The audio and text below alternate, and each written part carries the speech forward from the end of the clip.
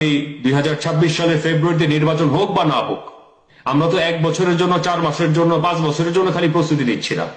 আপনারা জানেন বাংলাদেশের নির্বাচনে কোন প্রক্রিয়া হয়, এটা তো নতুন করে বলার কিছু নাই। এটা নির্বাচনের নামে 54 বছরের তামাশার প্রহসন বাজার কিচ্ছু হয়নি।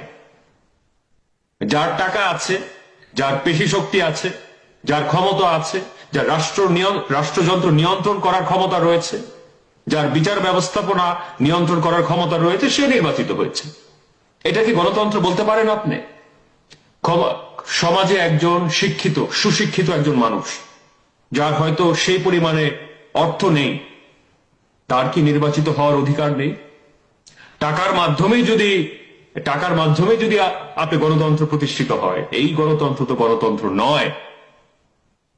তো তাই আমি জাকের পার্টি নেতাকর্মীদের কাছে আমি অনুরোধ করব, প্রহসনের যে নির্বাচনগুলো বাংলাদেশে হয়েছে, কয়েকটি পরিবারের দ্বারা দেশটাকে যেভাবে সম্পূর্ণভাবে নিয়ন্ত্রণ করা হয়েছে, এর থেকে যদি দেশ বের হতে না পারে, আমি কাউকে কটাক্ষ করছি না, এটা আমাদের ইতিহাসের মধ্যেও নেই, কিন্তু আমি সত্য কথা যেটা ন্যায্যতার পক্ষে অবস্থান, সেই জায়গায় আমরা অটুট থাকবো, আমরা অটুট ছিলাম, এবং অটুট থাকা ছাড়া জাকের পার্টির নেতাকর্মীর আর অন্য কোনো অবস্থান থাকতে পারে না।